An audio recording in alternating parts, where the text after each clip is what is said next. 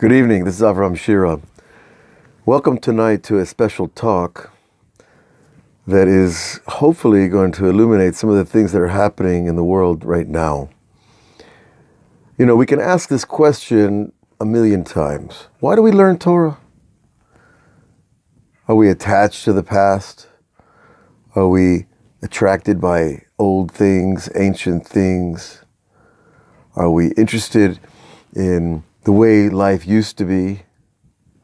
You know, people have all kinds of reasons for studying ancient books, ancient texts, especially the book of books, the Bible, that everyone seems to hold more or less clearly that is a special text. Whether God wrote it or Moses wrote it, or they had a partnership going, or a team of sages sat down in a cave and wrote it. There's so many versions. But the bottom line is, as that the 24 books of the Torah are happening today. And this is a principle that is not simply a cute, creative way of describing the relevance of an ancient book. According to the Kabbalah, it's really happening today. Why? Because there is a place that is above time and space. And in that place, the past, the future, are bound into the present. All three are happening now. Now, of course, you have to be inside the mind of the Creator, the vision plane of the Creator, the inner ear of the Creator, to experience that unity of time. There are many Torahs about this. There's many discussions about this in Kabbalah and Hasidut. Rabbi Nachman talks about the idea that when we do tshuva, we actually are propelled above time. The tshuva lifts us above the here and the now, into a place where the now is unified with the past and the future. And if you had a camera at that now, that inclusive now, that includes the past and the present, you would see that this book, this holy writing we call the Bible, the Torah, is really not just here and now, but it really is above time and space. So I try to approach learning Torah this way because I see the relevance is very stimulating when you see that these ancient prophets were speaking about today when they wrote what they wrote. And they were not speaking from a place of their own personal agenda, their own wisdom, their own understanding. They were dictating machines for a higher speech. And the speech that they wrote was not speech that was labored over word for word, syllable for syllable, a punctuation mark here, a new paragraph there. It wasn't an exercise in literary production. When the prophets wrote, they were unconscious in their connection to the physical world. All except Moses. Moses had direct one-on-one speech with God, and so God told him what to write, and he wrote it. But regardless, we're not going to dwell on prophecy too much. I'd just like to introduce the idea of the relevance of Torah from a perhaps a little different perspective, that it is relevant today because all of it is coming from above time and space. The camera that records reality is not fixed in the three dimensions that we know. Okay, so what do we have today? Well, we have a situation in the world that we probably haven't seen for a very long time. And the violence, the demonstrations, the upset, the anger, the acrimony, the recriminations of one group to another has reached this pitch that demands understanding. So I asked myself, where do we see this kind of situation in the Torah? Where do we see mob behavior? Where do we see hunger, anger, disappointment, loss of faith in our systems, loss of faith in our leaders? Where do we see the conflict between religion and the non-religious, or the atheist, or the scoffers, if you will?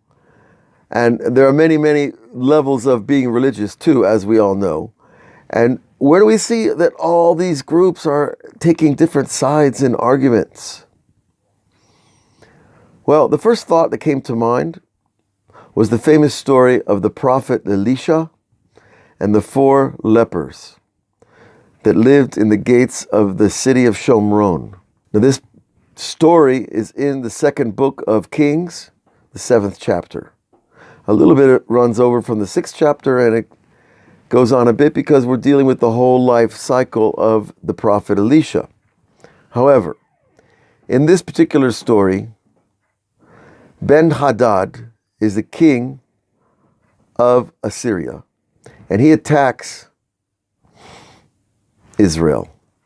And he's got a huge army.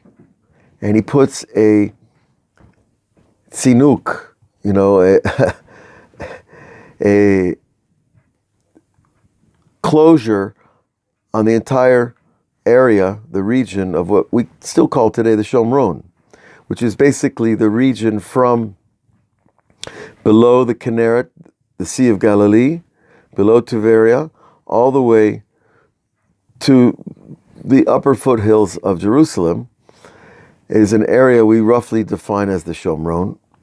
It was the seat of the 10 tribes of Israel, when they split off from the original government of the tribe of Yehuda and the administration of the tribe of Benjamin, and the 10 tribes split off. And they liked to serve idols. They had all kinds of idols. And they had liaisons with many different countries that had different types of idol worship. Now you have to understand, ancient idol worship was not bowing down simply to statues. It involved drugs, ecstasy, alcohol, strange types of behavior that I don't even want to repeat here on film. You could see them in the books. Ways of serving idols that are disgusting and hard to believe. And all the way down to the level of even child sacrifice. And the 10 tribes, well, they had a thing with that. They'd lost their connection to the Torah of Moses. The prophet Elisha came as the student of the famous prophet Elijah, Eliyahu, and he came to try to restore the connection to God that had been lost. And of course, he made enemies by doing so. And his main enemy was the king of Israel at that time. And so the context of this story is that the city of the Shomron was in hunger, and the rich people were hungry, the poor people were hungry, and let's listen to what happened. Now Elisha was sitting at home, and the elders were sitting with him. Elders meaning, obviously, learned, wise men. And we already see earlier in the story that the king has it in to kill Elisha.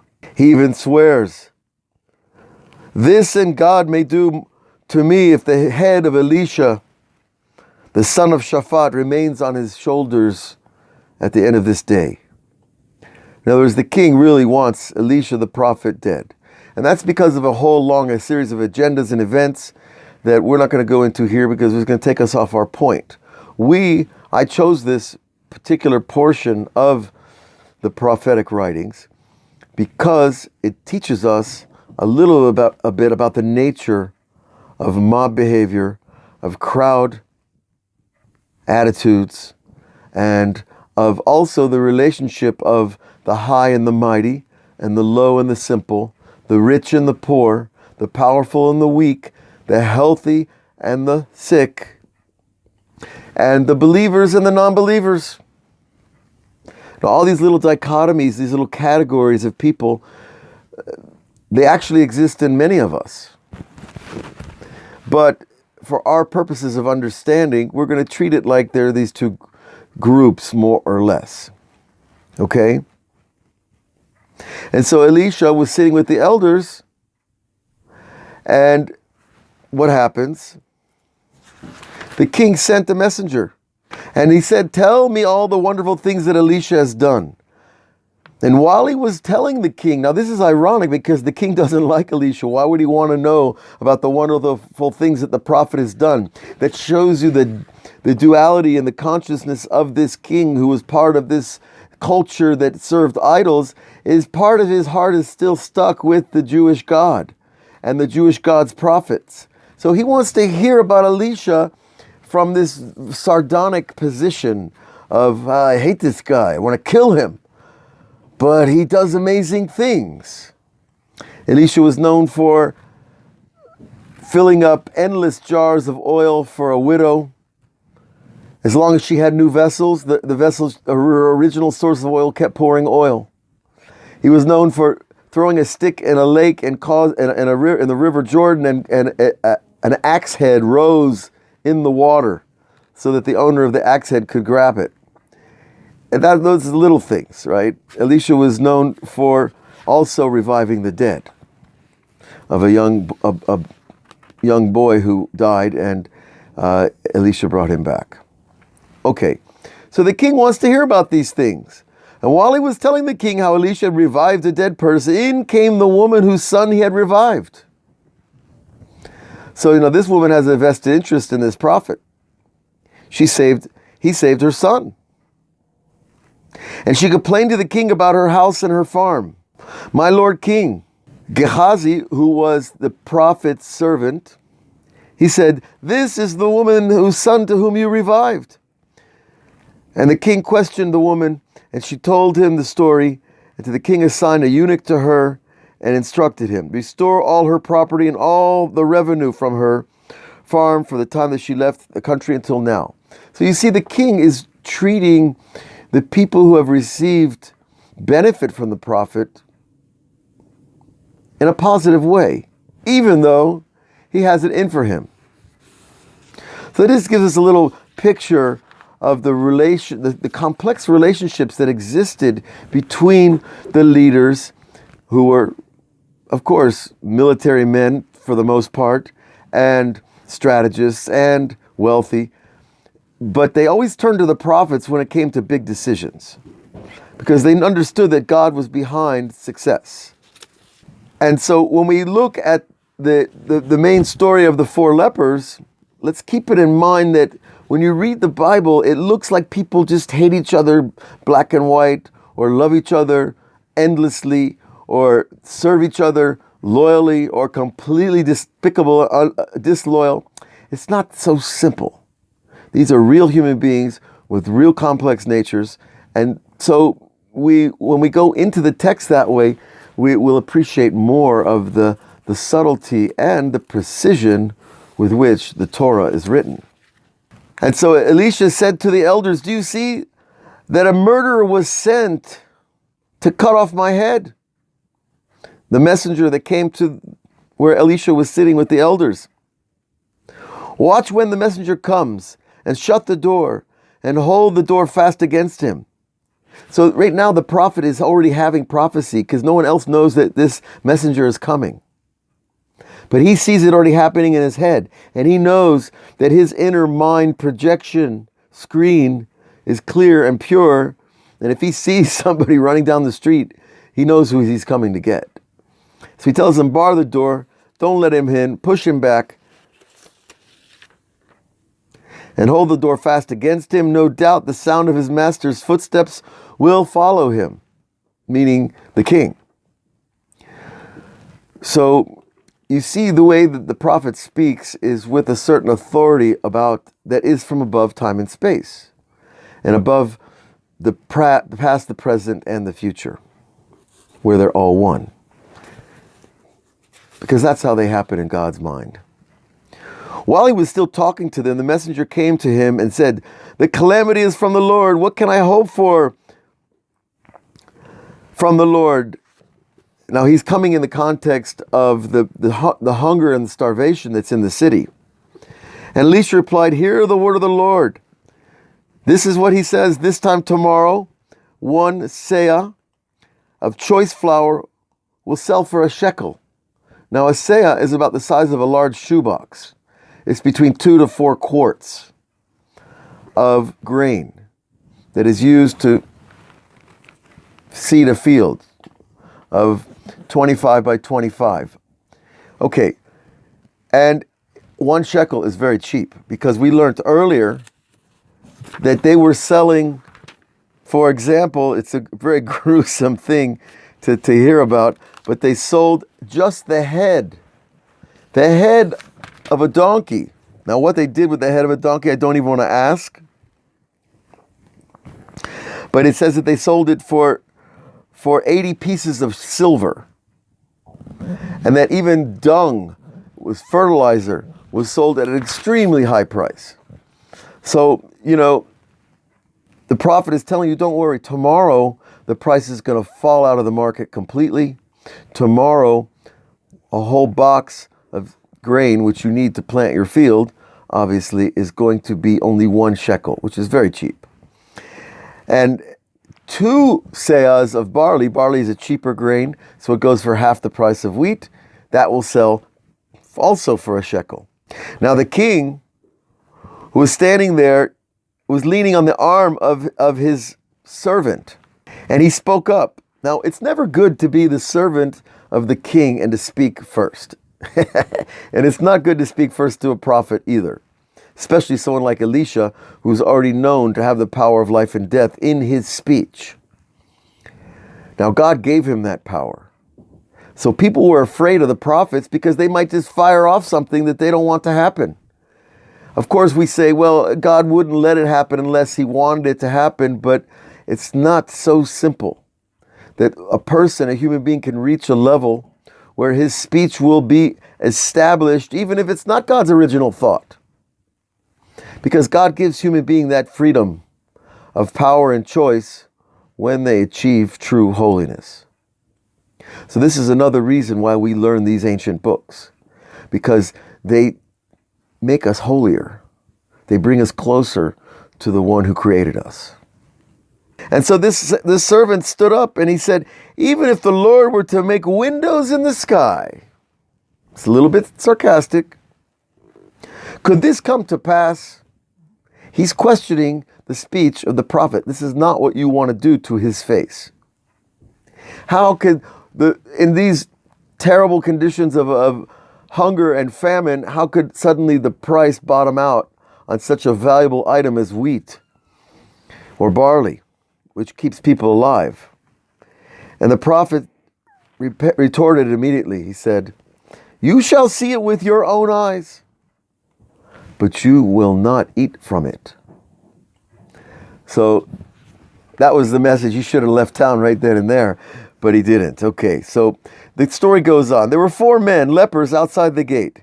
Now, lepers had this skin disease. People have heard of it, know about it. There are different opinions about if biblical leprosy is the same as today. Regardless, it definitely made a person a low-class citizen, a persona non grata, a person that was not wanted in society, a person that was kept away from people because of the infectious nature of his disease. But also, they weren't very pretty to look at, unfortunately, for them. And so the lepers were considered like cast-outs in the society. And naturally, they probably didn't have much money either. And they probably lived in a part of town that no one else wanted to live in. And they lived on handouts.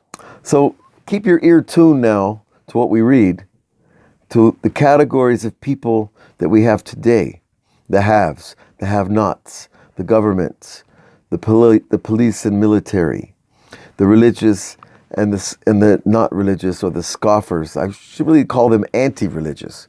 An atheist, someone said to me, Avraham, an atheist is not anti-religion, he just doesn't believe. But there is a type of person who makes it his business to be against God, against Torah, against religion. And that person has an axe to grind, and that's a heavy axe to grind, believe me. So all these categories of people, we see them today and they're operating in what's going on in the world, and they're operating here. But we begin with the 4 lepers. They said to one another, why should we sit here waiting to die? If we decide to go into town with the famine in the town, remember they're at the gate, we shall die there. There's a famine in town, we're going to die there. And if we go just sit here, we still die. So let's go, let's desert from here and go to the Aramean camp.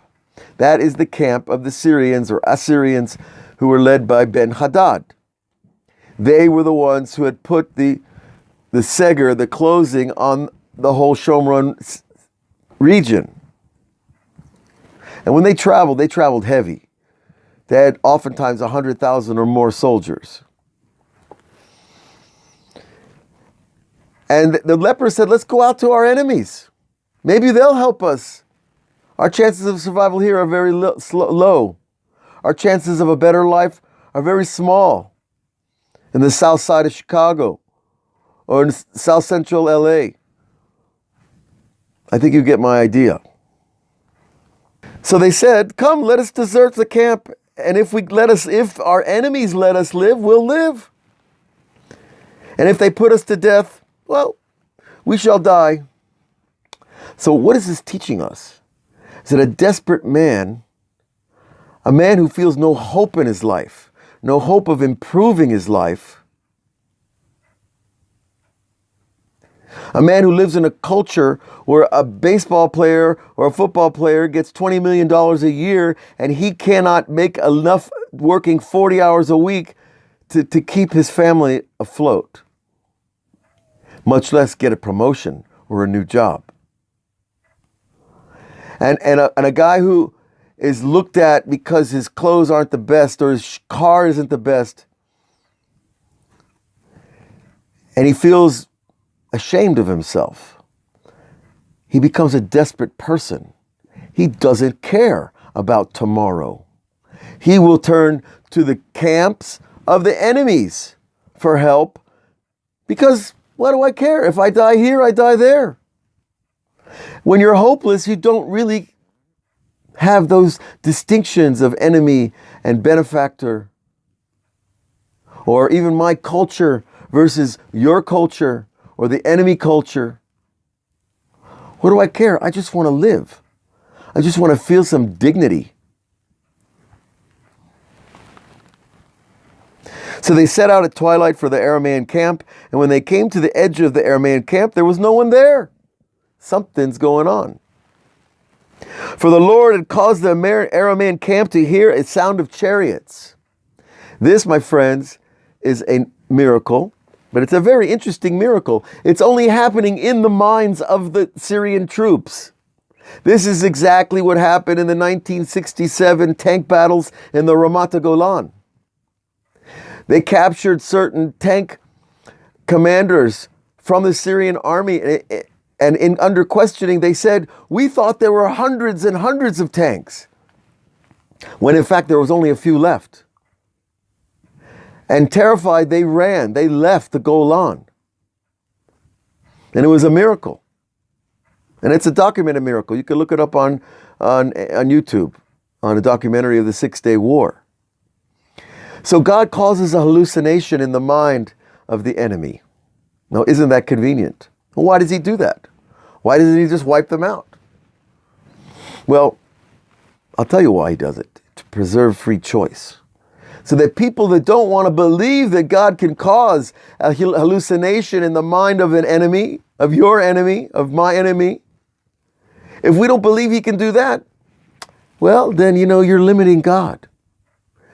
God doesn't just have to open up the earth and people are swallowed, or a storm wind blows them away.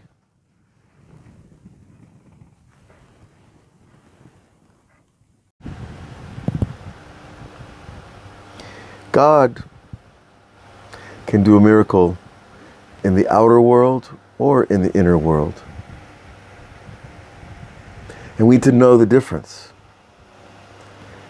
That if he's only doing miracles in the outer world, that gives me the sense of, well, I'm in control of my mind. Well, we're supposed to try to control our minds. But ultimately, he can send us an image of anything that we need to see for his purposes. And that's what these soldiers saw, the soldiers of Ben-Hadad.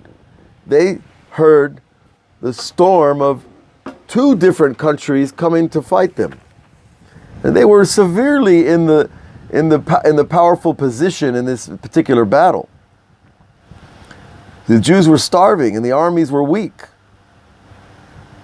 So God did this miracle that they thought there was a massive army against them.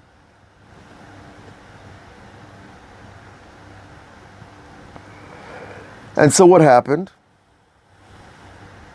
They heard the sound of chariots and horses and the din of a huge army. They said to one another, the king of Israel must have hired the kings of the Hittites. The Hittites were one of the great powers of the whole Mediterranean basin at this time. They served the snakes and had a snake cult. They were famous for other reasons, but we're not going to go there now.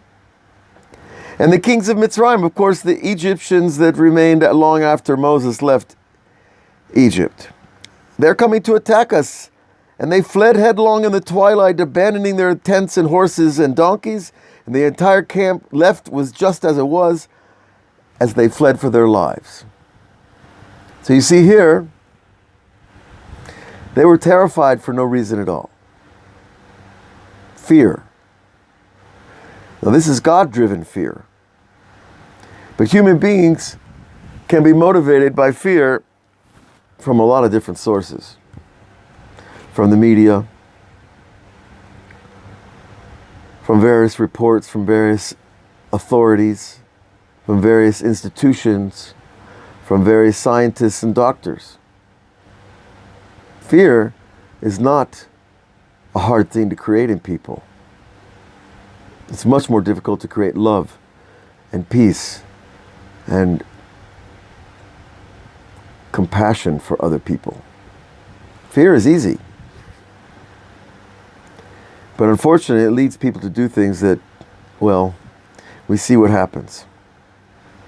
So when those lepers came to the edge of the camp and they went into the tents and they ate and they drank and they carried off silver and gold and clothing and they buried it. And they came back and went to another tent and they carried off what was found there and buried it. Then they said to one another, we are not doing the right thing right now. This is a good day for the people and we are keeping silent about it. If we wait until the morning light, we shall incur guilt. Hiding everything, taking it for themselves. Come, let us go and inform the king's palace of what we've found. We have been called out to the gatekeeper. They went and called out to the gatekeepers of the city and told them, we have been to the Aramean camp. And there was not a soul there, nor any animal. The horses and the asses and all the tents were undisturbed. And the gatekeepers called out, the news was passed into the king's palace. And the king rose in the night and said to his courtiers, his ministers, I will tell you what the Arameans have done to us. They know that we are starving. So they have gone out of the camp and hid in the fields, thinking when they come out of town, we will take them alive and get into the city. But one of the ministers spoke up, let a few of the remaining horses that are still be taken. They are not like those that are left here for the whole multitude of people of Israel.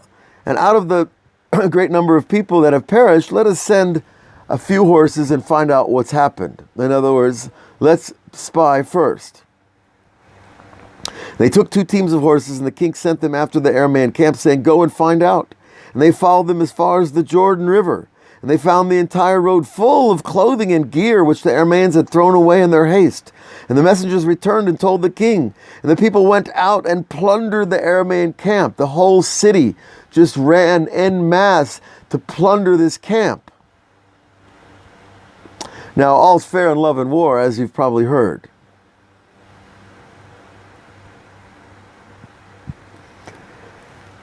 And so what happened? As they took all the stores and the gold and the silver and the clothing and the horses and the donkeys and everything they could find, well, the price of wheat and barley bottomed out. And it came right back down to the lowest shook price, a shekel for a seah. And it was just as the Lord had spoken. Now the king had put the aide, the man who had spoken against the prophet, he had put him in charge of the gate.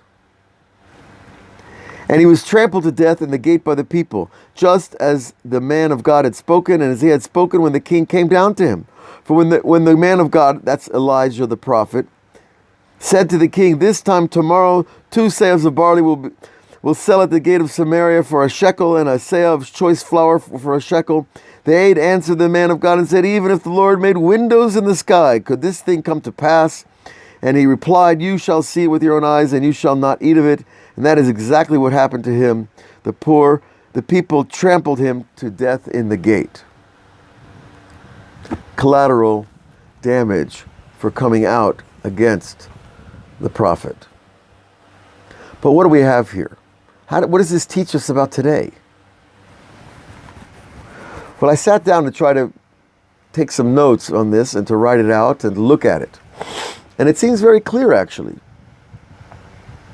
You have a state that's in trouble because of a foreign entity. And they're driving their economy to ruin. And the people are starving. And they're turning to the government for help. Now, are they starving completely? Well, they're certainly starving for dignity. And they're starving for a voice. And they're starving for appreciation as human beings. That's a weak position for a country to be in. But if you're an enemy, it's a great opportunity to take advantage of.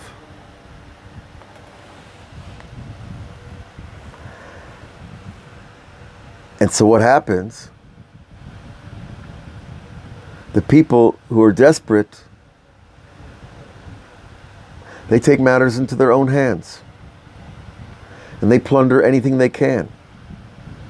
Because they recognize them as the enemy. They identify them as the enemy. Now, of course, these stories are not exactly parallel.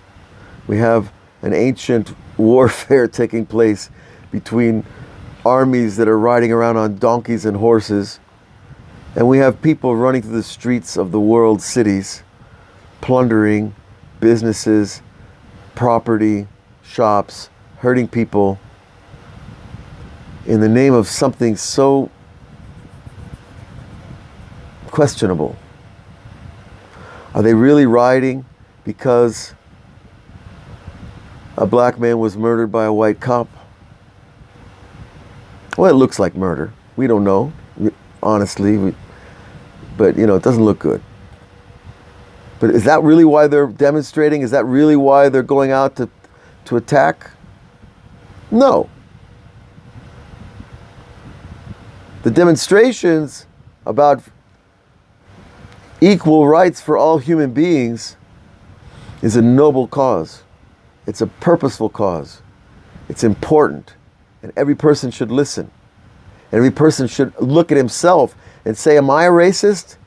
Do I think like a racist? I might not talk like one because that's not PC. But I might think like one. And if I do, I'm part of the problem. But where's the solution? The solution has to be in the leadership. The solution has to be in the fair distribution of opportunity and wealth. Now, democracies are under attack this day because they failed to provide fair opportunities for their people.